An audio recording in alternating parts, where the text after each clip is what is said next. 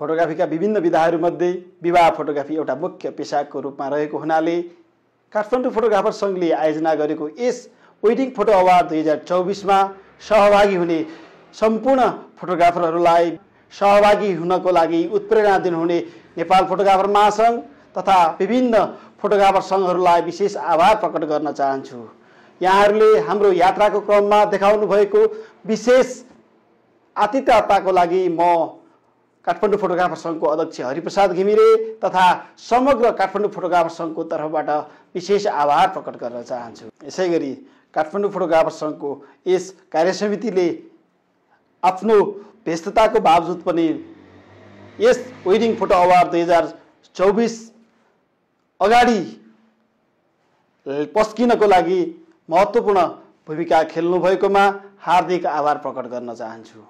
यस्तै गरी काठमाडौँ फोटोग्राफर सङ्घले यस वेडिङ फोटो अवार्ड 2024 अगाडि बढाइरहँदा यहाँहरू सहयोगी दाताहरूप्रति हामी पुग्दा यहाँहरूले देखाउनु भएको उत्साहको लागि म काठमाडौँ फोटोग्राफर सङ्घको अध्यक्ष तथा समग्र काठमाडौँ फोटोग्राफर सङ्घको कार्यसमितिको टिमको तर्फबाट हार्दिक धन्यवाद व्यक्त गर्न चाहन्छु। यस वेडिङ अवार्डको परिकल्पना र यस वेडिङ अवार्ड यहाँसम्म ल्याउनको लागि काठमाडौँ फोटोग्राफर सङ्घका पूर्व कार्यसमिति, पूर्व अध्यक्षज्यूहरू, पूर्व टिमहरूलाई विशेष सम्झन चाहन्छु, विशेष आभार प्रकट गर्न चाहन्छु।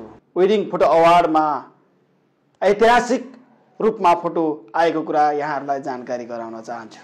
त्यति मात्र होइन, विदेशमा रहनुहुने नेपाली फोटोग्राफरहरूले पनि यस अवार्डलाई सफल बनाउन फोटो पठाउनु भएकोमा विशेष आभार प्रकट गर्न चाहन्छु। अब हामी यही पौष 12 गते राष्ट्रिय नाचघर जमलमा भेट्ने बाचा गर्दै समग्र काठमाडौँ फोटोग्राफर सङ्घको कार्यसमिति तथा म अध्यक्ष हरिप्रसाद घिमिरेको तर्फबाट समग्र यहाँहरूलाई हार्दिक निमन्त्रणा गर्दै बिदा हुन्छु। धन्यवाद। जय फोटोग्राफी।